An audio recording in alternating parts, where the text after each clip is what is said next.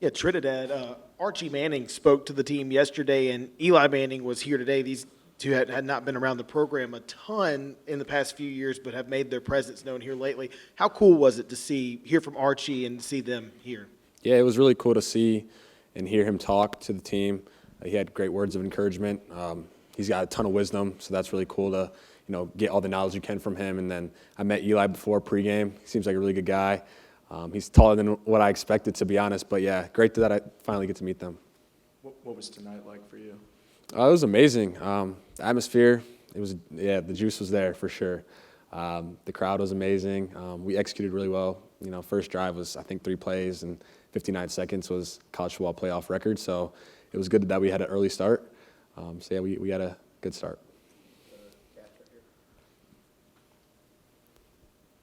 First of all, how are you feeling right now? And then, 2, a year ago, you were winning the national title at Ferris State. You just won the first CFP game in program history for Ole Miss. What is this moment like for you? It's a surreal moment. If you would have said this before the season, that I'd be the starting quarterback and I'd get Ole Miss their first playoff victory, I'd be like, you're crazy.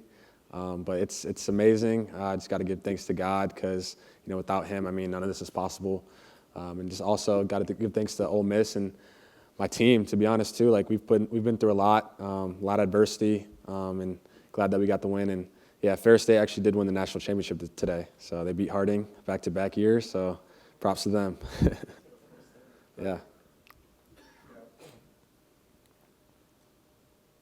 Did you ever, when you were there, you had a record crowd, the biggest crowd in the history of the state of Mississippi to see anything today.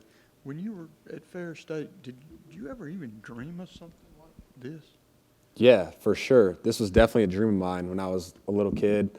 I feel like me and my dad and my brother and my mom, this was kind of like the plan for me. Whenever I'd go to workouts, they'd sacrifice a lot, and it costs a lot to training sessions. And now that we're here, it's time to embrace it and have fun. But yeah, it's crazy to think about how my life has changed since being at Division II Ferris State and now being at Division I Ole Miss and playing in the SEC.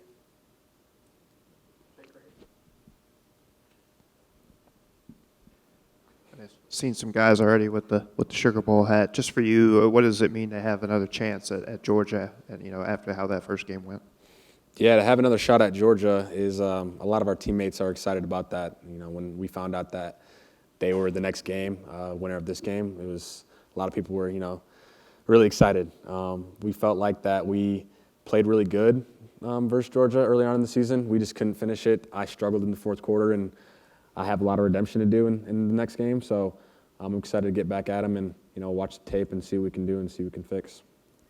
It's been shown throughout the season, but after things kind of settle down the field, you always go find your mom afterwards. What has she just meant to you throughout this journey, and how has she continued to uplift you as you've gone through this season as well, man? Yeah, that's my rock. My mom's my best friend. I always text her about anything that I need, any little inconvenience that I have at home or just in life in general. And she's just one phone call away, and she'll always pick up. And, yeah, she means the world to me. And to have my family instill that, faith in me as a young child, I give thanks to them, my mom and my dad. But, yeah, my mom, that's my best friend. I don't know where I would be without her, to be honest. Trinidad, up here in the center. Good to see you again. Congratulations. Up here right in the center, all the way at the top. Yeah, Gotcha. thanks.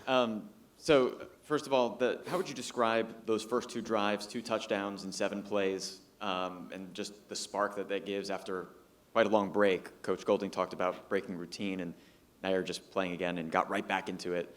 And then also, going forward, how does the mentality of you and the team change, if at all, just knowing that you're a college football playoff game winning team going into this rematch down in New Orleans?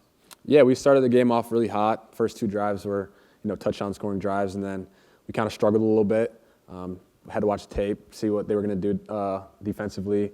I missed a slant to Deuce, which was crucial.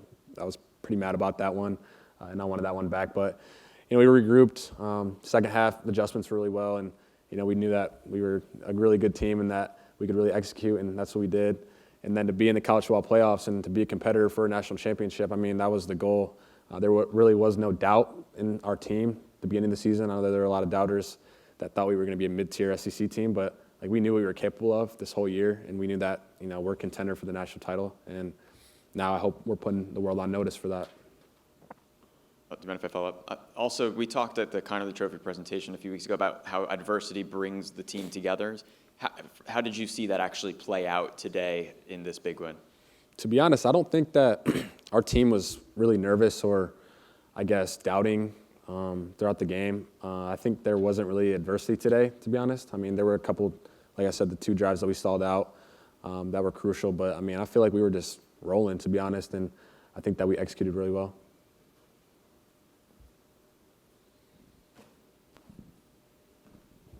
You talked about dreaming of this moment, but was there ever a day or an hour or a moment you thought the dream was going to die? Today? No, just like in the did you ever think the dream was over to get to this moment? Oh, I guess you could say so. Like me being at Ferris State earlier on in my career, I was definitely contemplating if football was for me. I redshirted the first 2 years. First year was my freshman year, and the second year was my actually medical redshirt. So I was like, dang, like haven't played a sport in 2 years. Like, should I really play, or should I transfer to play basketball maybe?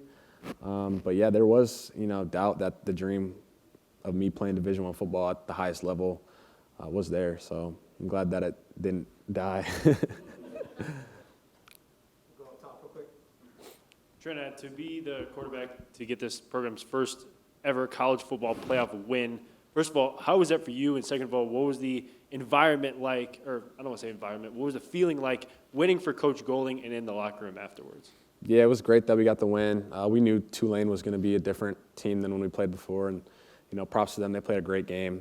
Very hard physical team. Their motor, defensively, number 15, the Mike linebacker. All respect to him. He's a really tough player. But yeah, I mean, waiting on Coach Golding to come back in. I'm happy for PG, man. I know it's been kind of crazy and hectic, the last couple of weeks, and I'm happy that he got his first, win as the head coach, let alone a college football playoff win. So that's really cool to see. I know we ask you every time we see you, but have you heard about your eligibility yet? I have not yet. We are still waiting to hear, and yeah, we'll see.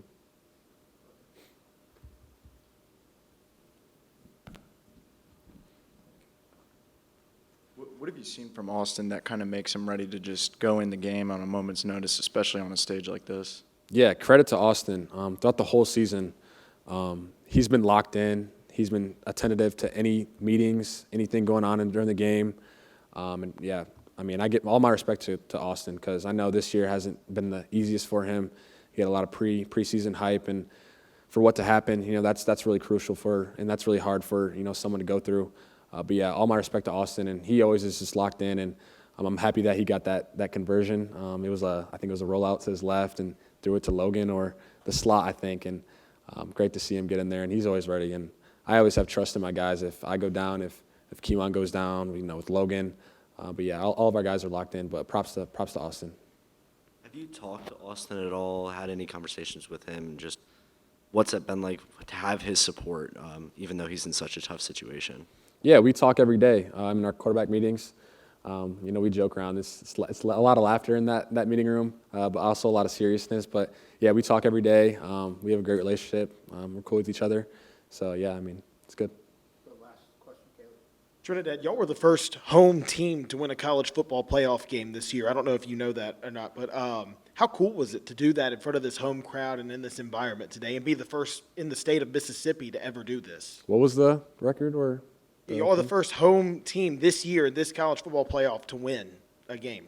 Really? Yeah. Because Oklahoma lost last night and A&M lost today. Yeah, Alabama won. Okay. Yeah, that's cool. That is really cool. And for it to be in Oxford, their first home college football playoff appearance and first home game, it's really cool. And I'm happy for the fans, and I'm happy for the city. Thanks, Trinidad. Thank you, guys.